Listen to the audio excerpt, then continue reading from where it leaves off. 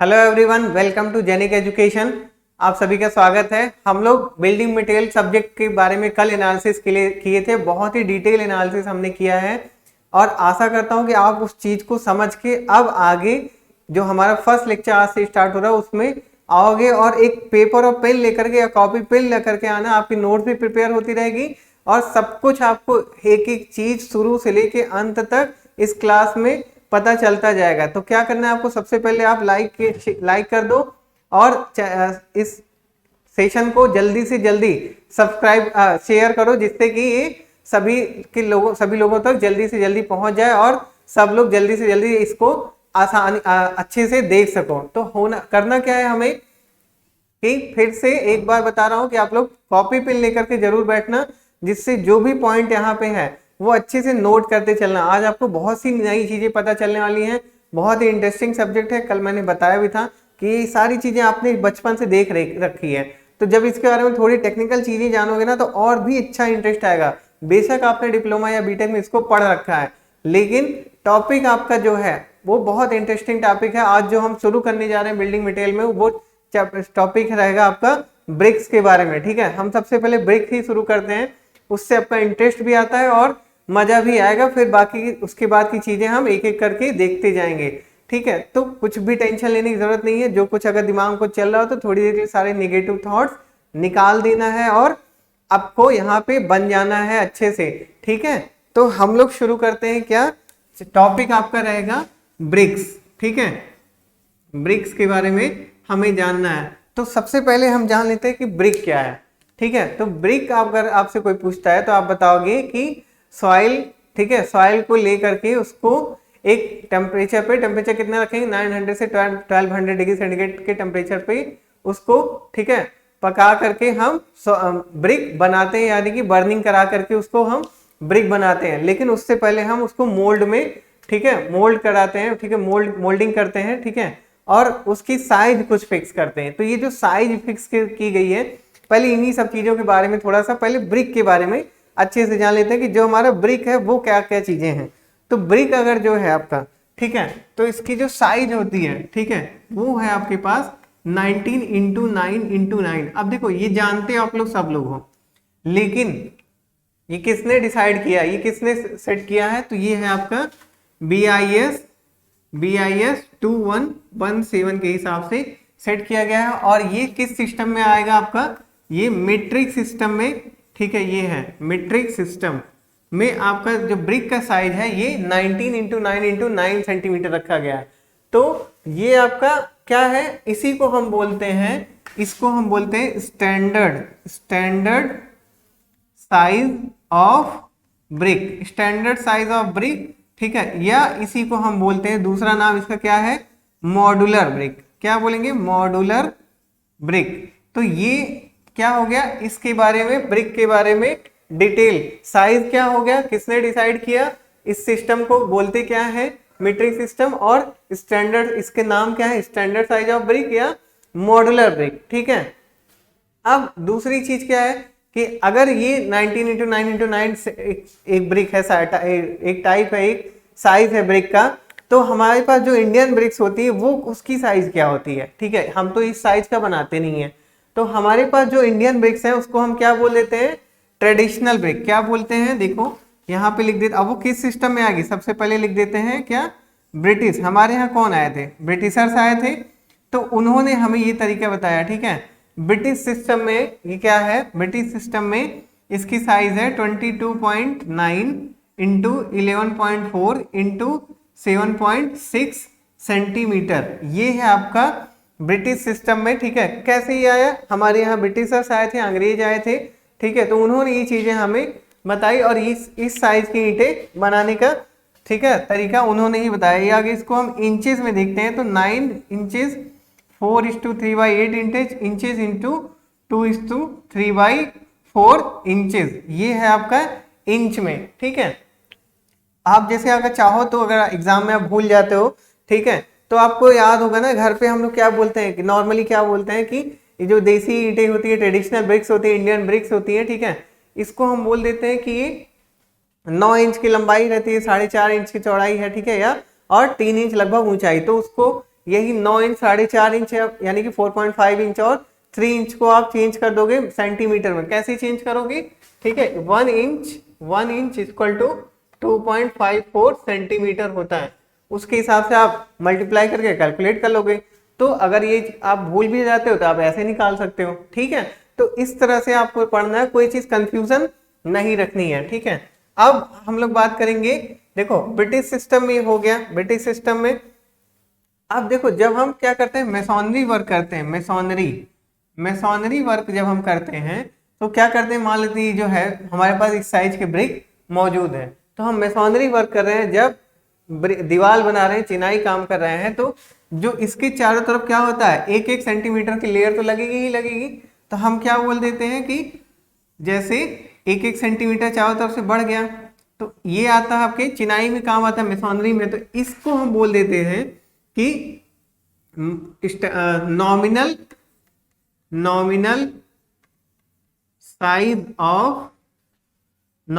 Size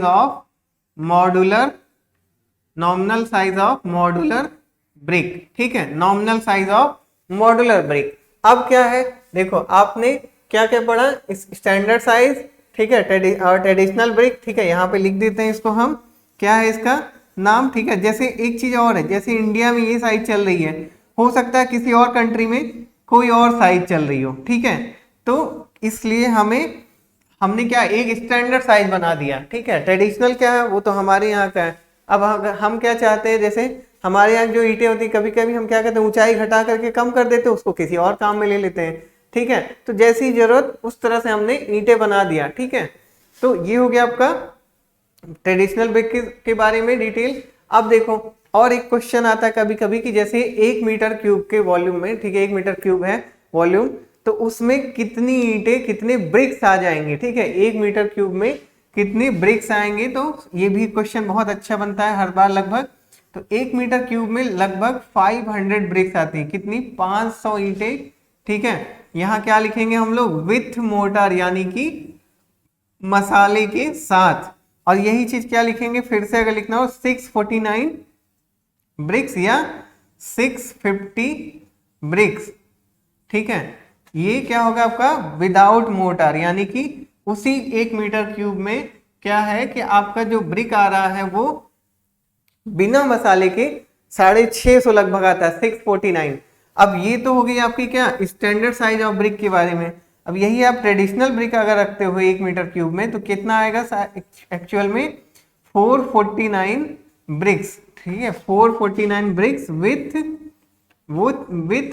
motor. ठीक है, 449 BRICS with motor. अब देखो आप कंपैरिजन कर पा रहे होगे कि अगर हम इस साइज स्टैंडर्ड साइज के बजाय ट्रेडिशनल साइज के ब्रिक यूज करते हैं, तो 10% हमारा सेविंग हो रही किसमें, ब्रिक्स में। 10% सेविंग होती है ब्रिक्स में, और 20% आपका सेविंग होती है किसमें, मोटार में।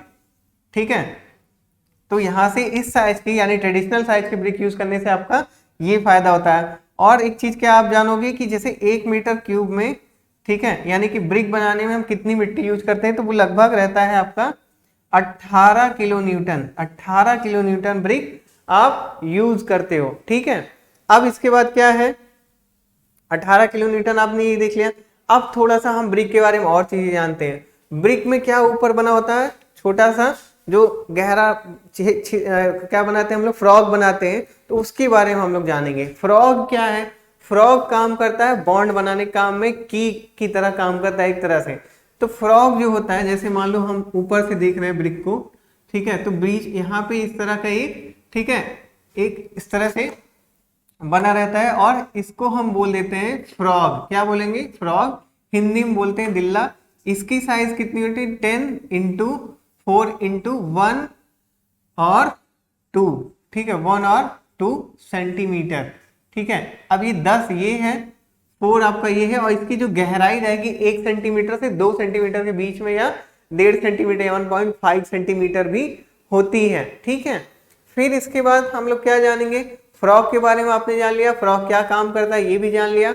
अब इसके बाद क्या जानेंगे कि इसका वेट वगैरह लगभग कितना होता है, तो वेट लगभग 3 to 3.5 किलोग्राम होता है। ठीक है, या इसी को आप लिख सकते हो 30 से 30 टू 35 न्यूटन। ठीक है, तो कोई भी कंफ्यूजन नहीं रखना। अगर आपसे एग्जाम में न्यूटन पूछ लेता है तो आप न्यूटन में आंसर करोगे। ठीक है, मैंने बताया ना आपको सारी चीजें मैं इस क्लास में कवर करा दूंगा, कुछ आपको अलग से पढ़ने की जरूरत नहीं पड़ेगी। बस आप इसको नोट करते चलो, टाइम टू टाइम रिवाइज करते चलो, और अपने क्वेश्चन की भी प्रैक्टिस हम बाद में कराएंगे, तो वो भी आपके लिए बेनिफिशियल रहेगी, कुछ भी कहीं से छूटेगा नहीं। ठीक है, तो ये हो गया आपका क्या, फ्रॉग के बारे में। अब हम क्या जानेंगे, फ्रॉग हो गया, फिर वेट के बारे में हम जान लिए। ठीक है, अब इसके बाद हम जानते हैं कि इसकी जो ये जो लेंथ है, लेंथ कैसे डिसाइड करते हैं। ठीक है, तो लेंथ डिसाइड करने का फॉर्मूला होता है आपका, देखिए, length of brick equal to 2 into width plus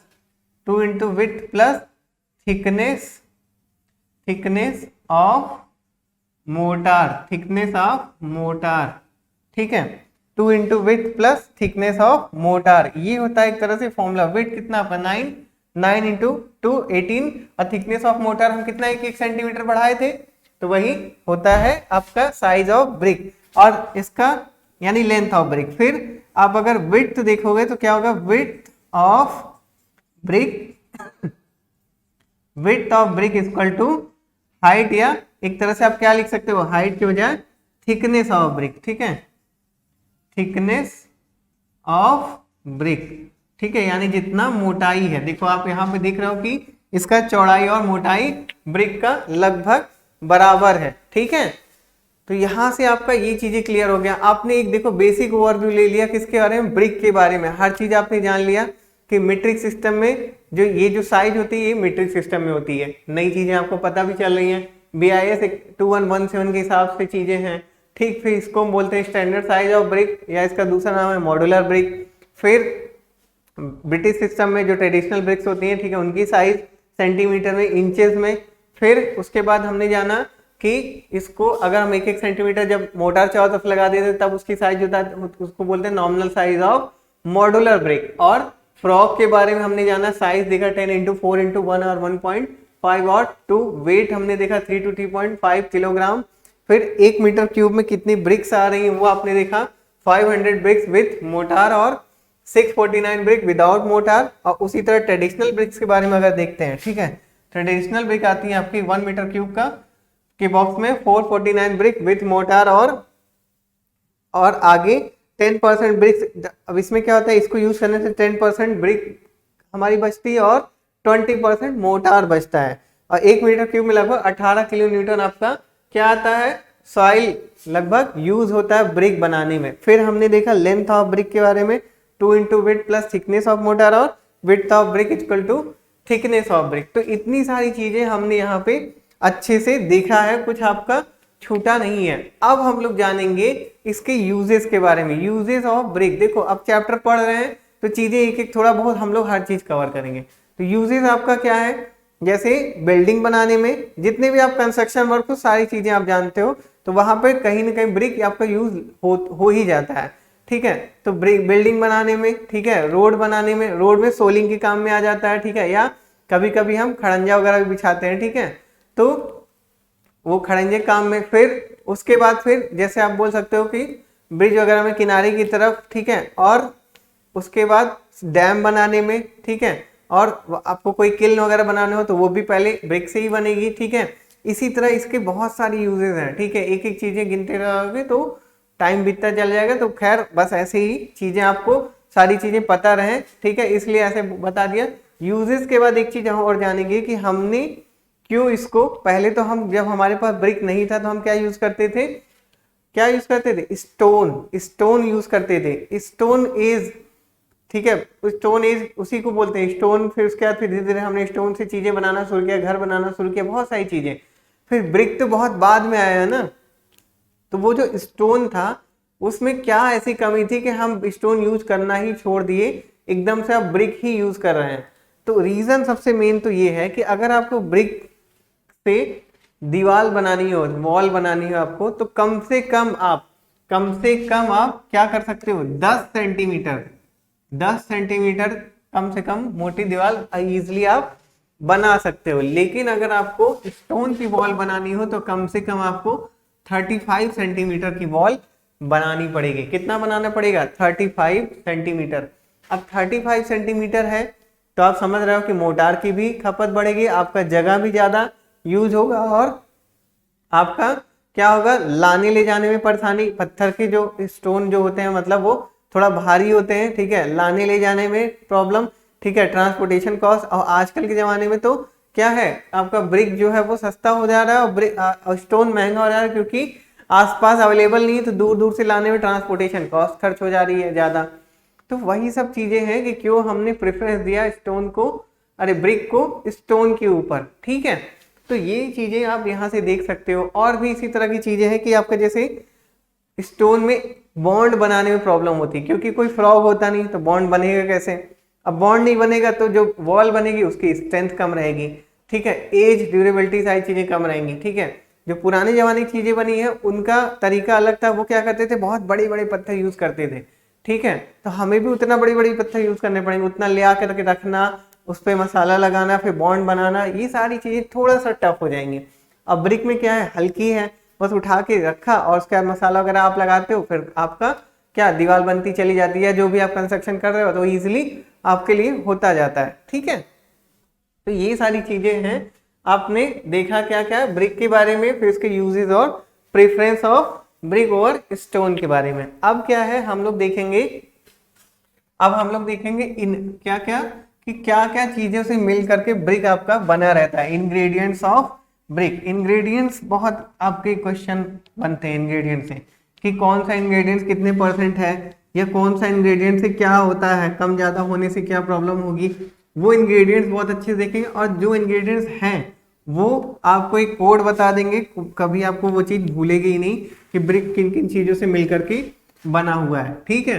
तो एकदम अच्छे से सारी चीज़ें नोट भी कर लेना, कुछ भी प्रॉब्लम नहीं होगी आपको। यहाँ पे बस आपको क्या करना है, टाइम टू टाइम अपना लेक्चर लीजिए, ठीक है। क्लास को जरूर से जरूर आप लाइक कीजिए, शेयर कीजिए, और अगर आपने चैनल सब्सक्राइब नहीं किया है तो चैनल सब्सक्राइब कीजिए, ठीक है। तो अब हम लोग क्या पढ़ने जा रहे हैं, क्या इंग्रेडिएंट्स ऑफ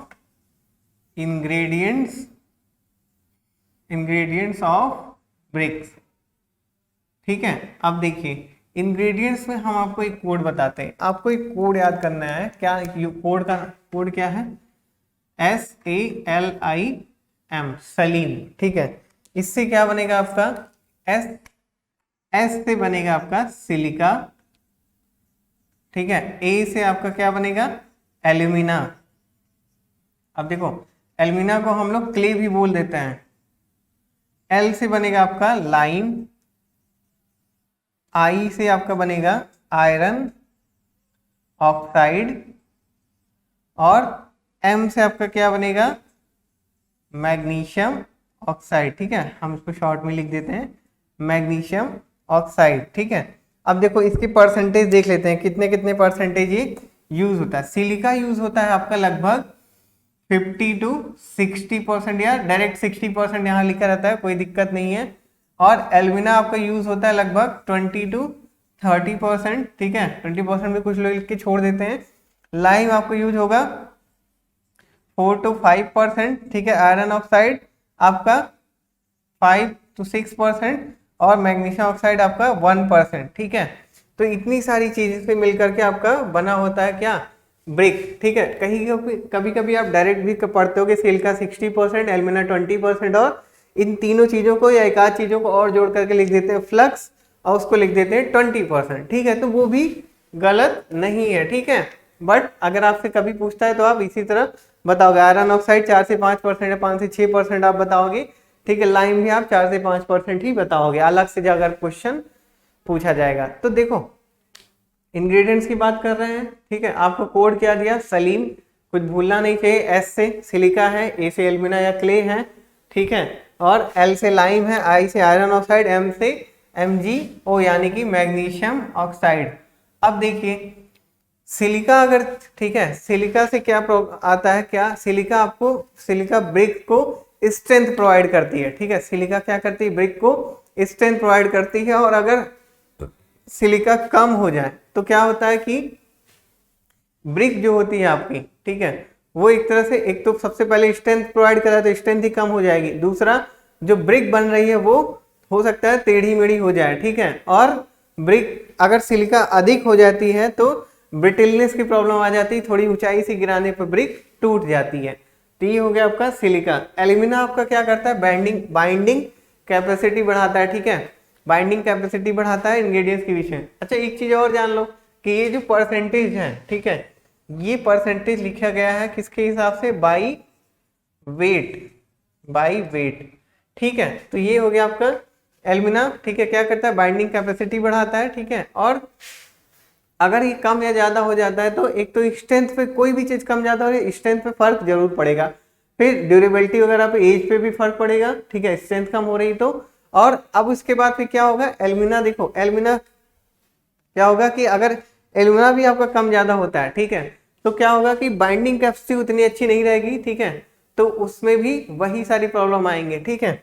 फिर लाइम की अगर बात करें तो लाइम से क्या होता है आपका, लाइम क्या करता है कि इन सारी चीजों को क्या करता है, पिघला करके, मेल्ट करके आपस में बांधने का काम करता है। क्या करेगा, मेल्ट करके आपस में बांधने का काम करता है, बाइंड करने का काम करता है, ठीक है।